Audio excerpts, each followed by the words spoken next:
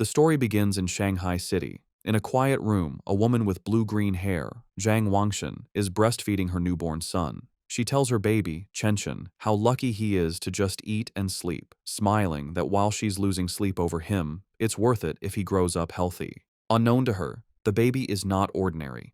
He is reincarnated and has the consciousness of his former life. As he feeds, he notes his brain isn't fully developed, yet he is aware. A blue, game-like status screen appears, identifying him as Lin Zichen, 33 days old, with a biological level of ordinary Tier 1.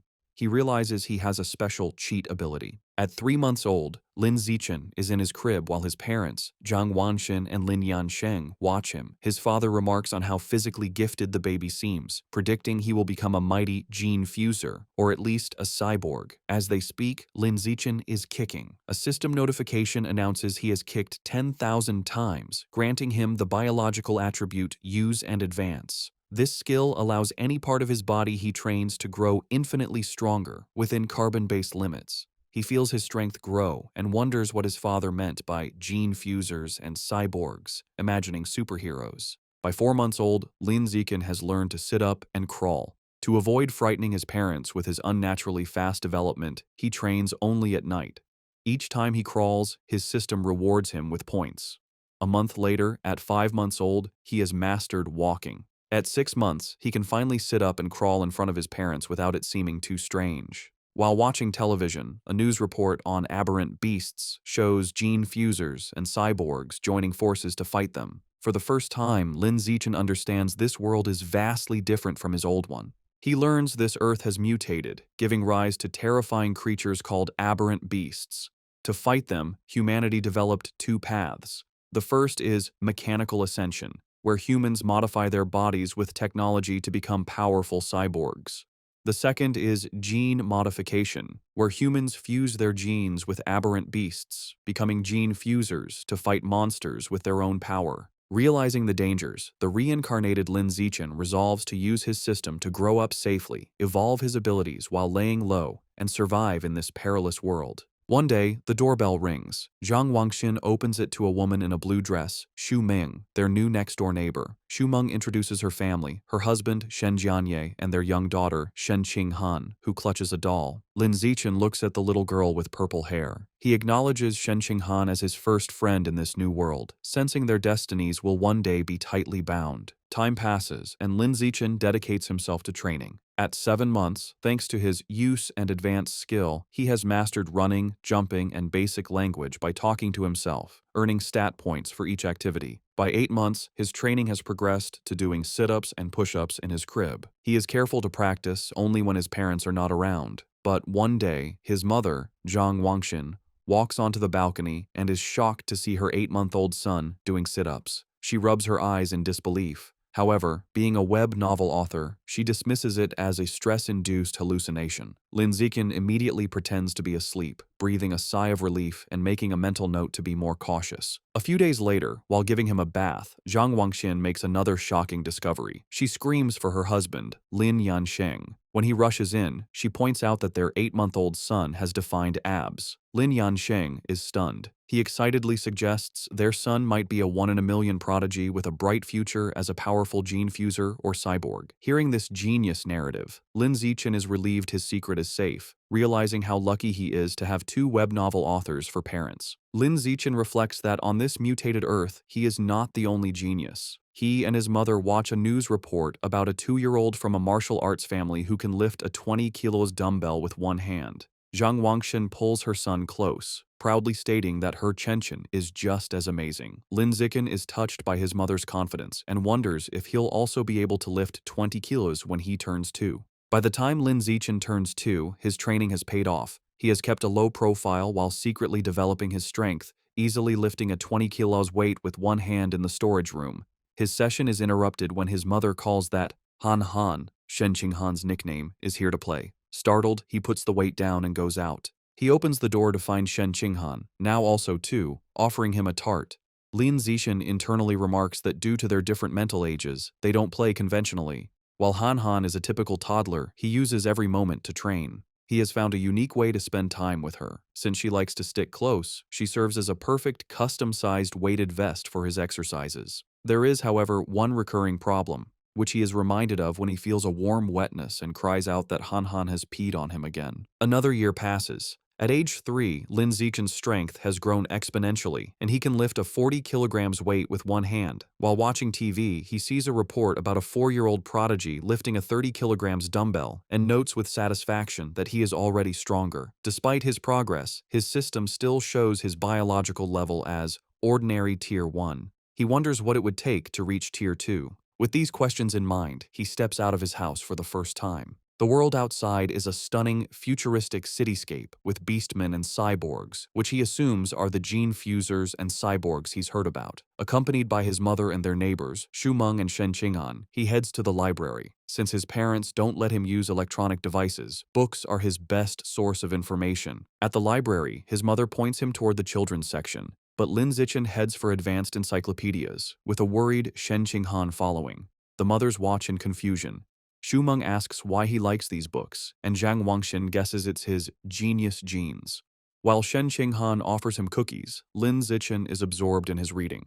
Through the books, he learns that all life is categorized into 6 biological levels: ordinary, advanced, rare, epic, legendary, and mythical, each divided into 9 tiers.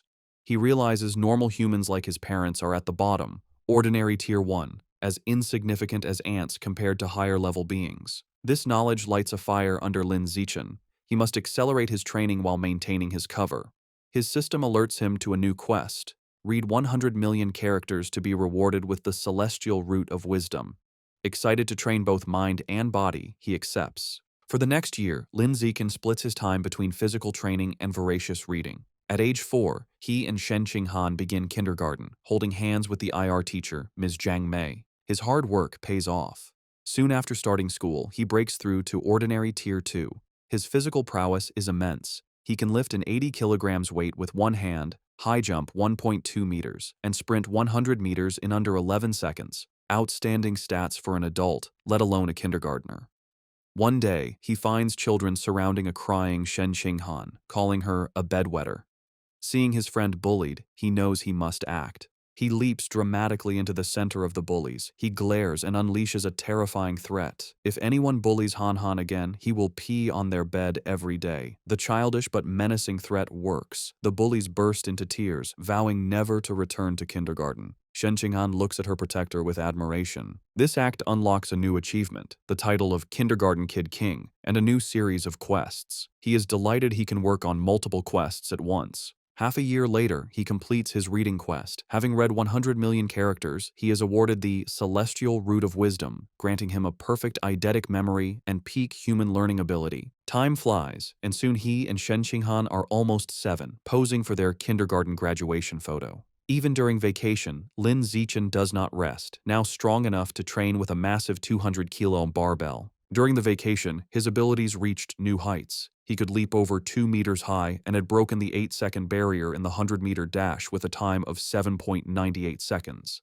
His mind was just as sharp. Boosted by his new attribute, he had already finished most of the elementary school curriculum. His new life began at Sunshine Elementary School. Because he was already self-studying advanced subjects, academic competitions were easy. He effortlessly took first place at the National Elementary School Academic Competition just to unlock his title as quickly as possible. Whenever he had free time, he would give Shen Qing'an private tutoring. Though not an exceptional talent, she was diligent. With his help, her grades improved dramatically, and after one semester, she was ranked second in the class, with Lin Zichen holding first place. To speed up his quest, he also participated in school sports meets, breaking every record. Just when he thought his school life would continue in this predictable routine, a special new transfer student appeared. The teacher introduced the newcomer, a girl with long, silvery blue hair named Bai Shui. Lin Zichen immediately knew she was different. As she stood in the doorway, he could sense a faint, unusual aura that did not belong to a normal human. As the new transfer student, Bai Shui, walks to find a seat, the other students watch her curiously. Shen Qing'an leans over to Lin Zichen, whom she calls Xiao Chen, and whispers about how pretty Bai Shui's hair is, like winter snowflakes. However, Lin Zichen is not in the mood to discuss aesthetics. As Bai Shui sits near him, his mind is on the strange, non-human aura he senses from her. He wonders if she could be a gene fuser or the descendant of one. In the following days, Baizue proves to be an enigma. She doesn't speak to anyone and lays her head on her desk the moment class ends, remaining motionless. She barely even gets up for the restroom. At first, students are curious, even taking photos with her while she sleeps. But as her behavior doesn't change, they lose interest, and the classroom returns to its routine.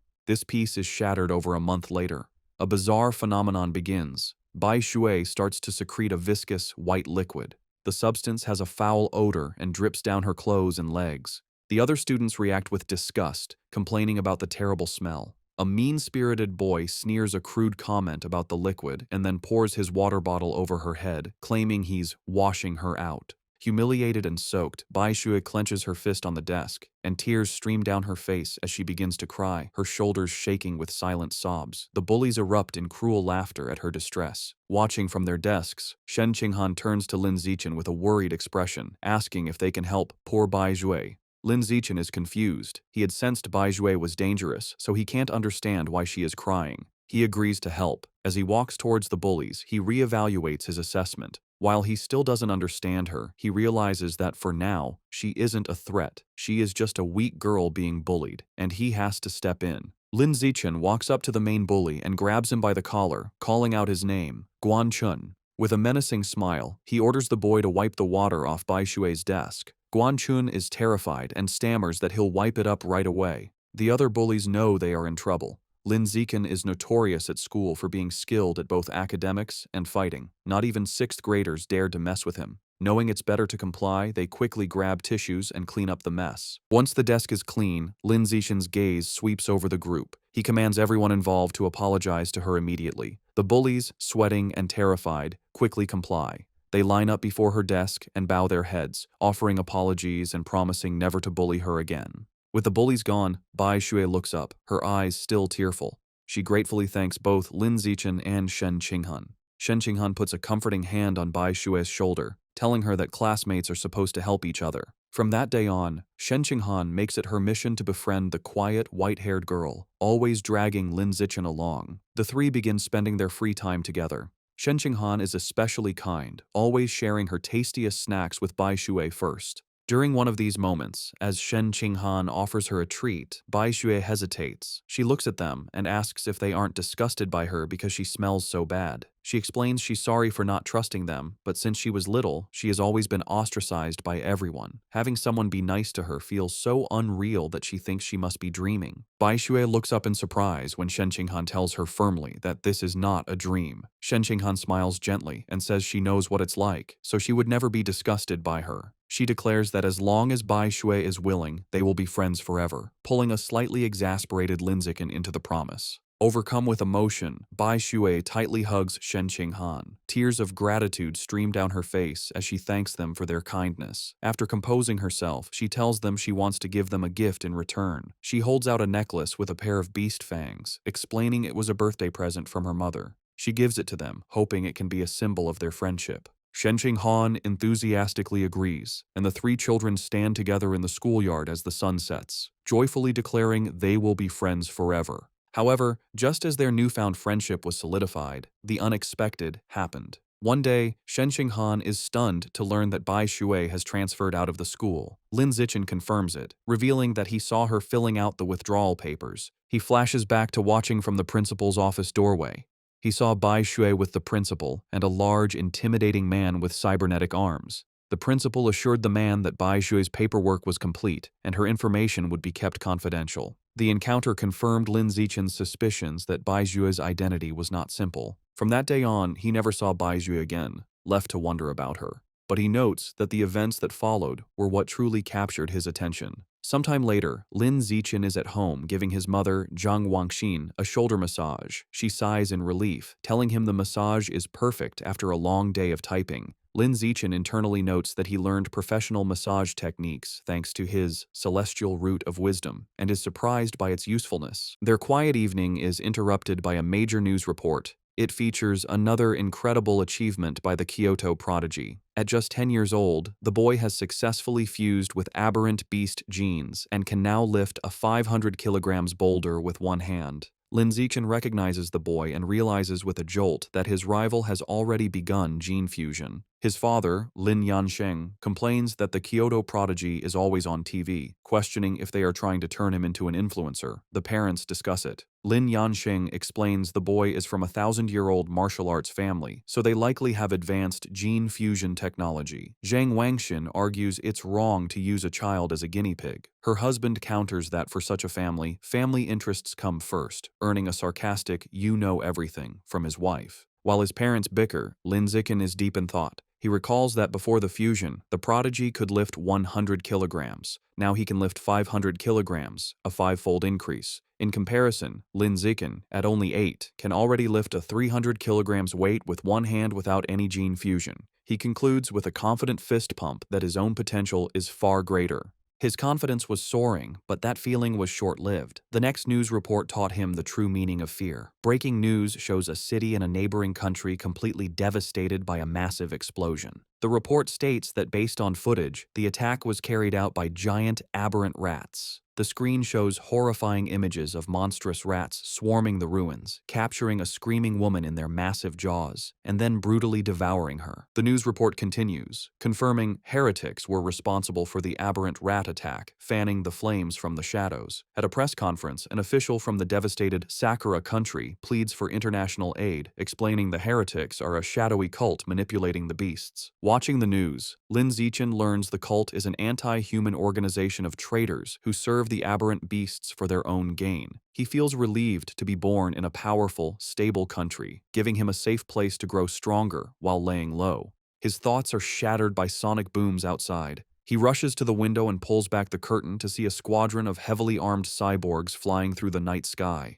He wonders why so many are being deployed, hoping nothing bad is happening. The next morning, everything seems normal.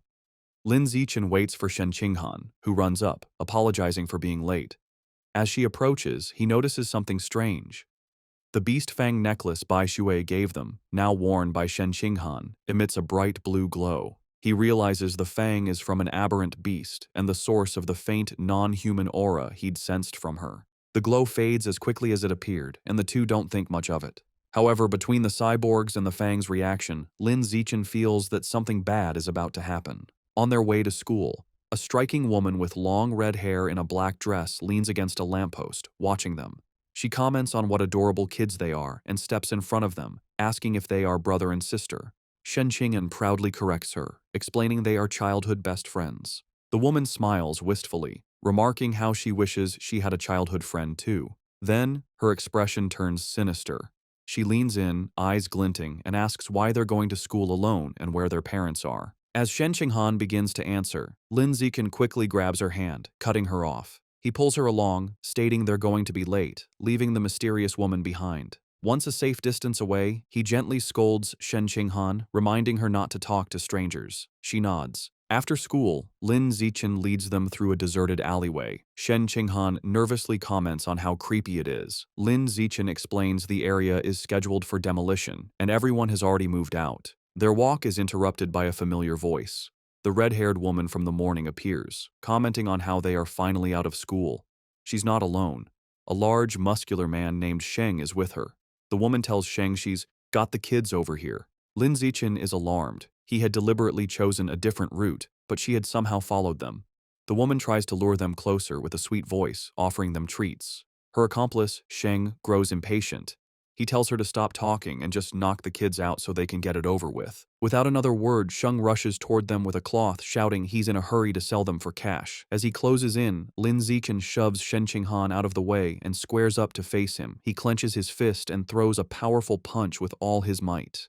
The blow connects squarely with Sheng's face, stopping the larger man in his tracks. The immense force sends Sheng flying backward down the alley with a pained cry. The red-haired woman watches in utter disbelief, shocked that an elementary schooler could send a grown man flying. On the ground, Sheng coughs up blood, stunned. With Sheng down, Lin Zichen turns to the red-haired woman. Before she can react, he lands a solid punch to her midsection, followed by a powerful uppercut that knocks her unconscious. Standing over the defeated kidnappers, his expression hardens. He picks up a nearby brick, his intentions grim. He reasons that with no cameras in the deserted alley, he must finish them off. If they live, his superhuman powers will be exposed, ruining his plan to lay low and grow stronger. Just as he is about to deliver the final blow, the ground trembles violently. A powerful earthquake shakes the alley, catching them off guard. A moment later, a massive, clawed hand smashes through a nearby building wall. A monstrous giant aberrant rat emerges from the dust and rubble, towering over them. The beast ignores the children and looms over the unconscious woman, but instead of devouring her, it decapitates her with a swift swipe of its claws.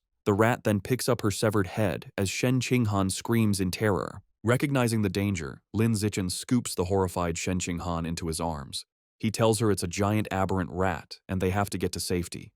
He turns and sprints away, carrying her as they flee. As they escape, a flash of red and gold streaks through the sky. A female cyborg with blonde hair and rabbit ear attachments on her helmet dives into the alley. She moves with incredible speed, a blur of motion as she zips past the rat. Shen Qinghan, looking over Lin Zichen's shoulder, exclaims how unbelievably fast the cyborg is. The cyborg lands gracefully behind the monster. Facing the rat, the female cyborg prepares her attack. Her gauntlet glows as she charges her weapon and announces, "Anesthetic smoke." She fires projectiles at the monster, causing massive explosions that rock the alley. Lin Zichen shields Shen Qinghan from the blast. The aberrant rat is caught in the fiery explosions, roaring in pain, and is left dazed by the anesthetic smoke. Seeing her opening, the cyborg surges forward and finishes off the weakened beast in a flurry of strikes. Later, Lin Zichen watches a news report about the incident at home. He analyzes the fight, concluding the cyborg's power level probably isn't very high. He reasons she had to weaken the rat first, and it still took her 7 minutes to kill it. He reflects on the danger of giant aberrant rats, knowing they are tough creatures that can grow over 10 meters long and reach ordinary 5th tier. Fortunate that they escaped unharmed, the incident reminds him of the world's dangers. He resolves to increase his training to protect himself and those he cares about. He is later seen in his training space, doing weighted squats with a heavy barbell, his system rewarding him with points. Although the threat of aberrant rats looms, life continues. Soon, he and Shen Qinghan celebrate their 9th birthday with both families around a large cake. After making wishes, they exchange gifts. Thanks to his celestial root of wisdom, Lin Zichen had taught himself to carve in one night and crafted an intricate wooden hairpin for Shen Qinghan. She is overjoyed, placing it in her hair and exclaiming how much she loves it. Time passes quickly, and soon Lin Zichen and Shen Qinghan graduate from elementary school and start middle school. As they leave, his system notifies him that he has completed the Dominate 9 years of compulsory education achievement, unlocking the Kindergarten Kid King and Elementary School Top Dog titles. He becomes excited to unlock the Middle School Overlord title next, which will grant him the Survival of the Fittest attribute. During the break, he sticks to a high-intensity training regimen. His training includes 1,000 push-ups with a massive boulder on his back, granting him huge stat boosts. His hard work pays off. Just before school begins, after a 10 kilometers run, his system announces his biological level has broken through to ordinary 3rd tier. His physical attributes increase dramatically. He can now lift 700 kilograms with one hand, has a vertical jump of 4 meters, and can run the 100-meter dash in 6 seconds. As his power grows, he wonders what level the Kyoto prodigy has reached. Coincidentally, a news story airs on TV the night before school starts. The report reveals the now 14-year-old prodigy has fused with giant ant genes and can lift a 2,000 kilograms alloy block with one hand. Lin Zichen calculates that since giant ant genes increase strength by a factor of 4 to 8, the prodigy's true lift without the gene enhancement is only around 500 kilograms. This means Lin Zichen is still fundamentally stronger. He smiles, imagining how powerful he will become with future gene fusion. The next day, middle school begins. Because he was the city's top student, all the best middle schools tried to recruit him. He accepted the invitation from Shanghai Middle School, but only if Shen Qinghan could be in his class. During registration, they are welcomed by the principal and their new homeroom teacher, who express how much they are counting on him. After a few pleasantries, he makes an excuse and leaves with Shen Qinghan. The real reason he chose Shanghai Middle School was for its excellent athletic facilities. They had planned to play badminton on the school's court before classes officially started. On the court, an excited Shen Qinghan tells Lin Zichen, "Xiao Chen, they should start." She serves with a flourish, calling out her fairy's curveball. Lin Zichen easily catches the shuttlecock mid-air, but their game is interrupted. A group of upperclassmen approaches, and their leader, in a backward cap, snatches the shuttlecock, informing them the court is reserved. His friends mockingly offer to let Shen Qinghan stay and spar with them. Shen Qinghan stands her ground, telling them they have to follow the rules, and they were there first. Lin Zichen, seeing them get too close to Shen Qinghan, steps in with a cold expression. He tells them to get away from her and reminds them of the first come, first served rule. The leader scoffs, arrogantly declaring he is taking the court.